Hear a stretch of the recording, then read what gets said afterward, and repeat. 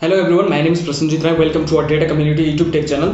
सो finally जाके जियो ने अपने प्लान में इंक्रीज किया है। जियो ने अपने प्लान्स में 20 to 25% की इंक्रीमेंट की है और एयरटेल और वोडाफोन ने भी अपनी 20 to 25% इंक्रीमेंट की है। और एयरटेल और वोडाफोन की जो प्लान में इंक्रीमेंट हुई है वो स्टार्ट हो चुकी है। मतलब कंज्यूमर को अभी पैसा पे करना ज़्यादा पे करना पड़ेगा और जियो की कुछ दिसंबर 1 तारीख से स्टार्ट हो जाएगी। तो एक वो लोग लकी है जो उसका प्लान अभी एक्सपायर होगा, मतलब दिसंबर 1 तारीख से पहले इसको मतलब एक्सपायर होगा, तो वो जाके रिचार्ज कर सकते हैं और बड़ी अमाउंट सेव कर सकती है।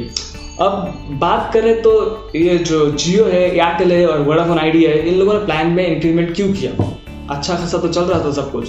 तो इसके पीछे शायद मेनली 3 रीजन है जहाँ तक मुझे लगता है। एक है एवरेज रेवेन्यू पर यूजर, मतलब एक कंपनी एक यूजर से पर मंथ कितना पैसा कमाती है।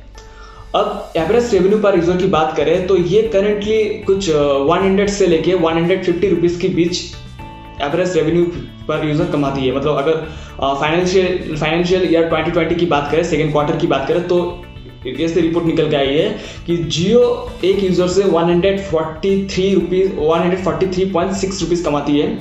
वोडाफोन की बात करें तो ये कुछ 109 रुपये पर यूजर से कमाती है और एयरटेल की बात करें तो ये कुछ 153 रुपये पर यूजर से कमाती है। अब क्या हुआ ना कि गाइस, जब जियो के आने से पहले जब बड़े बड़े कंपनी डोमिनेट कर रहे थे मार्केट में, जैसे एयरटेल हो गया, टाटा टेलीकॉम हो गया, रिलायंस कम्युनिकेशन हो गया, ये लोग अपने यूजर से कुछ 300 रुपीज़ पर यूजर से कमा रहा था।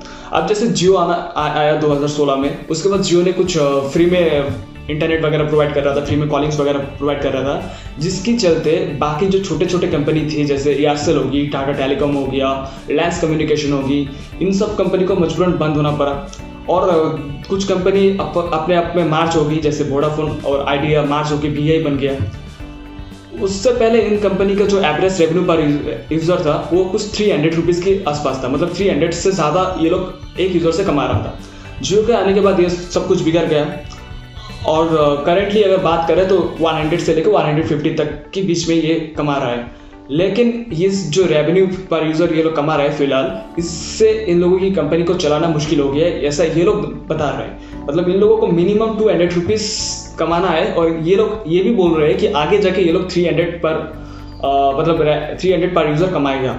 तो शायद ये जो प्लान इंक्रीमेंट हुआ है यही शायद एंड नहीं है, इसके आगे भी हम लोगों को प्लान इंक्रीमेंट होना देख सकना पड़ता है।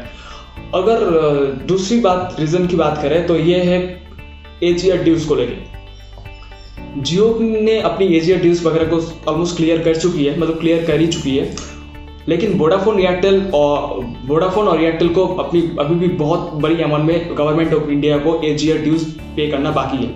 अगर वोडाफोन आइडिया की बात करें तो वोडाफोन आइडिया को कुछ 58,258 crore rupees government of India को पे करनी है। और एयरटेल की बात करें तो एयरटेल को कुछ 43,890 करोड़ गवर्नमेंट ऑफ इंडिया को पे करनी है।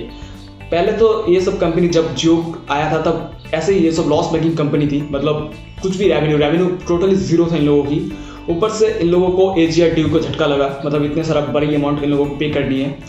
अब इन लोगों की कंपनी के पास पैसा नहीं है, तो इन लोगों ने कंपनी ने सोचा चलो इंडियन कंज्यूमर से कुछ पैसा उठा लेते हैं, उससे हम लोगों की एजीआर ड्यूज है उसको क्लियर कर देते हैं। अब वोडाफोन आइडिया और एयरटेल की तो ये होगी बात। अब जियो की क्या वजह हो सकती है? जियो ने जो अपनी मतलब जब जियो आया था, जब फ्री में ये सब प्रोवाइड कर रहा था, उस दौरान जियो ने कुछ 1 लाख से भी ज़्यादा, मतलब 1 लाख करोड़ से भी ज़्यादा पैसा इन लोगों ने सेटअप करने के लिए लगाया था। तब उन पैसे को तो उन लोगों को उठाना है मार्केट से। हालांकि ये लोग जियो ने अपनी कुछ 30% या 36% के आसपास स्टॉक को बेच के इन लोगों ने पैसा रिकवर कर लिया, फिर भी इन लोगों को रेवेन्यू जनरेट तो करनी है, तो ये एक वजह हो सकती है। नेक्स्ट वजह की बात करें तो वो है 5G को लेके। हम सभी को पता है कि अगले 1 साल या 2 साल के अंदर 5G इंडिया में प्रॉपर्ली यूज होने वाली है, मतलब प्रॉपर्ली चलने वाला है। अब जो 5G के जो स्पेक्ट्रम गवर्नमेंट ऑफ इंडिया से लोगों को खरीदने हैं, उसके लिए इन लोगों को 50,000 crore rupees government of India को पे करनी है, जो एक बड़ी अमाउंट है। अब इतना पैसा तो मतलब कंपनीज के पास है नहीं जो मन किया और दे दिया। अब जियो के पास भी इतना पैसा नहीं है फिलहाल कि वो 50,000 करोड़ दे दे गवर्नमेंट से स्पेक्ट्रम खरीद ले। तो इन लोगों ने ये जो प्लान्स वगैरह है इसको इंक्रीमेंट किया है, जिससे जो इन लोगों की रेवेन्यू जनरेट होगी उससे एक 5G के स्पेक्ट्रम खरीद पाए। अब ये 3-4 रीज़न हो सकती है मतलब प्लान इंक्रीमेंट करने की, और लेकिन ऐसा नहीं है कि ये सिर्फ प्रीपेड प्लान से मतलब इन मोबाइल फ़ोन की प्रीपेड प्लान से इंक्रीमेंट होगी। आने वाले दिन में शायद हम लोगों को ये भी देखने को मिले कि इन लोगों की जो ब्रॉडबैंड सर्विस है, जो ब्रॉडबैंड हम लोगों को प्रोवाइड कर रही है, उसकी जो इंटरनेट कॉस्ट है उसमें भी हम लोगों को शायद इंक्रीमेंट देखने को मिल जाए। और रही बात BSNL की, BSNL ने अभी तक अपने प्लान्स में कुछ इंक्रीमेंट वगैरह नहीं किया है, लेकिन जहाँ तक बात है BSNL की, BSNL भी एक लॉस मेकिंग कंपनी है जिसको फिर भी गवर्नमेंट ऑफ इंडिया रन कर रही है क्योंकि एक डेमोस्टिक कंपनी है। और शायद आने वाले दिन में BSNL की तरफ से भी हम लोगों को ये जो प्लान्स है इसको इंक्रीमेंट देखने को मिल सकता है। शायद उन लोगों को भी 20 से 25% की इंक्रीमेंट देखने को मिल सकती है हम लोगों को। तो आप लोग हमें कमेंट करके बताएं कि ये जो प्लान इंक्रीमेंट हुई है इससे आपको कितना फ्रस्ट्रेट हो रही है और आप कंपनी को क्या बताना चाहती है।